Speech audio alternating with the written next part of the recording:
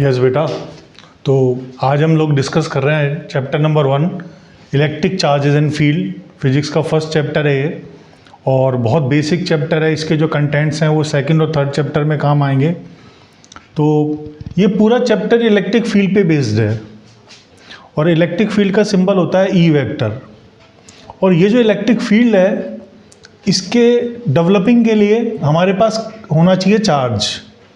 अगर आपके पास चार्ज है तो चार्ज की वजह से इलेक्ट्रिक फील्ड डेवलप होता है। अगर स्टैटिक चार्ज है तो इलेक्ट्रिक फील्ड डेवलप होता है। और अगर मूविंग चार्ज है, कोई चार्ज मूव कर रहा है, मान लीजिए किसी भी तरह से आपने किसी मार्कर पे कोई चार्ज डेवलप कर दिया। अब ये जो चार्ज होगा, ये मार्कर में दो पॉसिबिलिटीज़ हैं। मार्कर चल रहा है मान लीजिए, लेकिन चार्ज अपनी जगह पर है। चार्ज स्टैटिक कंडीशन में है, रेस्ट कंडीशन में। स्टैटिक का मतलब रेस्ट, चल नहीं रहा। तो ऐसा चार्ज अपने सराउंडिंग इलेक्ट्रिक फील्ड डेवलप करता है। और अगर किसी भी तरह से इसके अंदर चार्ज मूव करने लग जाए तो ये अपने सराउंडिंग इलेक्ट्रिक और मैग्नेटिक फील्ड डेवलप करता है। और मैग्नेटिक फील्ड फोर्थ चैप्टर में हमारे पास काम आएगा। इस चैप्टर में इलेक्ट्रिक फील्ड काम आएगा। सेकेंड चैप्टर और थर्ड चैप्टर तक इलेक्ट्रिक फील्ड की एप्लीकेशंस हैं। तो हमें सबसे पहले ये देखना है, चूँकि इलेक्ट्रिक फील्ड जो है वो स्टैटिक चार्ज की वजह से डेवलप होता है, तो पहले हमें ये देखना है कि स्टैटिक चार्ज कैसे डेवलप हो सकता है। क्योंकि अगर आपके पास स्टैटिक चार्ज आ गया तो इलेक्ट्रिक फील्ड आ गया। तो तीन मेथड्स दे रखे हैं हमारी बुक में। स्टैटिक चार्ज डेवलपिंग करने के तीन मेथड्स हैं। First is rubbing method, second is conduction method, third is induction method. तो फर्स्ट पहले रबिंग मेथड हम डिस्कस करेंगे। रबिंग में क्या है? When two different materials are rubbed. Rubbed का मतलब है, जैसे मान लीजिए मैं अपने हैंड्स को रब कर रहा हूँ, ऐसे आप सुन सकते हैं। अभी साउंड प्रोड्यूस हो रहा है, आवाज़ आ रही है। Sound is a energy.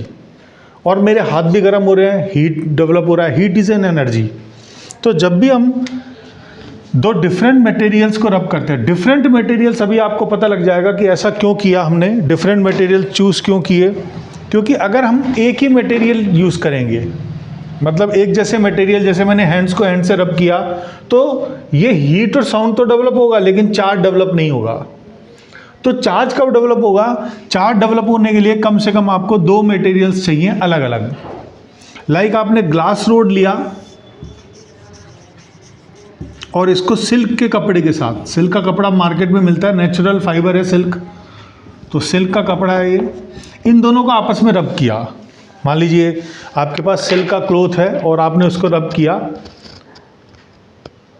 Glass rod और सिल्क को जब हम रब करते हैं तो दोनों की सरफेस कांटेक्ट में आती हैं, हीट प्रोड्यूस होती है, गर्म हो जाते हैं और साउंड प्रोड्यूस होती है। क्योंकि ये प्रोसेस अपने आप नहीं हो रहा, हम रब कर रहे हैं, तो हम फ्रिक्शन के अगेंस्ट वर्क कर रहे हैं। और फ्रिक्शन के अगेंस्ट जब वर्क होता है, नॉन कंजर्वेटिव फोर्स है फ्रिक्शन, तो फ्रिक्शन के अगेंस्ट जब वर्क होता है तो दो जो है एनर्जीज डेवलप होती हैं, एक हीट और एक साउंड।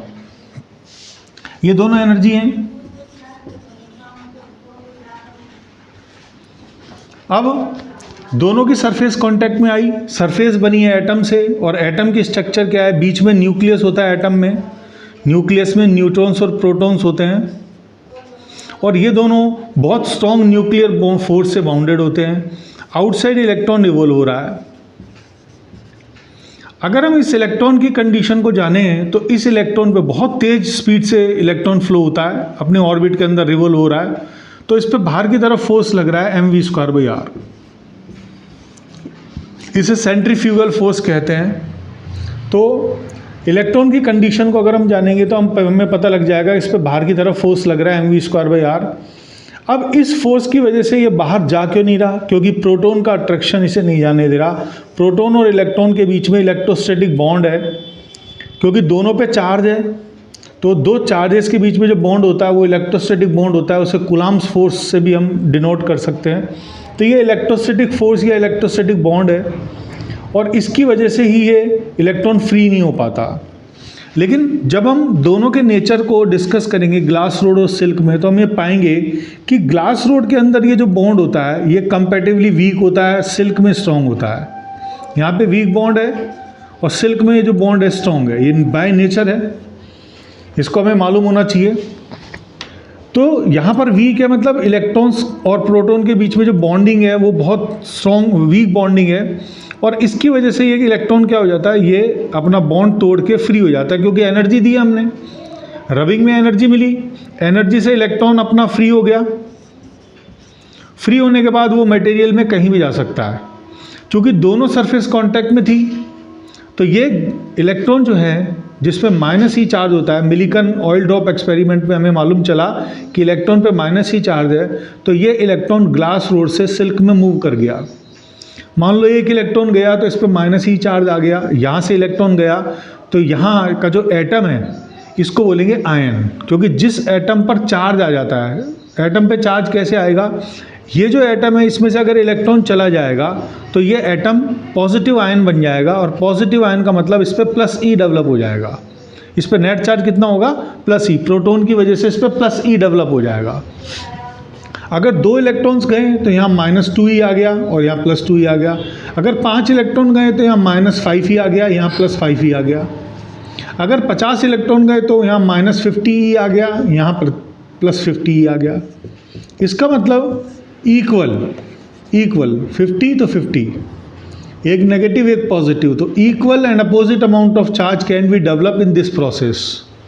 अभी देखिए, हमने डिफरेंट मटेरियल्स इसीलिए लिए थे ताकि एक के अंदर बॉन्ड वीक हो, एक में स्ट्रॉन्ग हो। अगर इनके बीच में वेरिएशन नहीं होगा, दोनों एक ही नेचर के होंगे, तो इलेक्ट्रॉन्स का ट्रांसफ़र नहीं होगा, एक बॉडी से दूसरी बॉडी इलेक्ट्रॉन नहीं जाएंगे। जैसे कि हमने हैंड को रब किया था तो इलेक्ट्रॉन्स का ट्रांसफ़र नहीं हुआ था, क्योंकि दोनों सेम नेचर के हैं।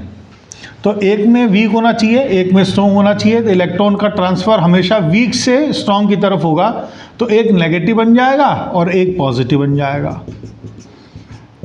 इसके कभी भी कोई एग्जांपल हमें देखने हैं तो हमें वेरिएशन चाहिए, एक में वीक एक में स्ट्रॉन्ग। जैसे एक और एग्जांपल है इसका काफ़ी फेमस, कि एबोनाइट रॉड है एक, एबोनाइट एक मटेरियल है। एबोनाइट की रॉड को जब कैट स्किन्स के, बिल्ली की खाल से हम रब करते हैं तो इसमें एबोनाइट रॉड नेगेटिव बन जाती है और कैट स्किन पॉजिटिव बन जाती है। ऐसे कुछ सेलेक्टेड एग्जांपल्स आपको याद रखने हैं।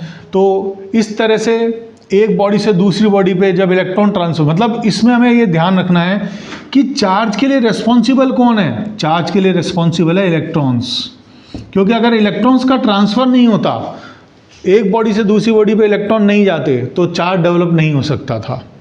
तो ये this is about all rubbing method. Conduction और इंडक्शन हम नेक्स्ट वीडियो में डिस्कस करेंगे। Thank you for watching the video. Thank you.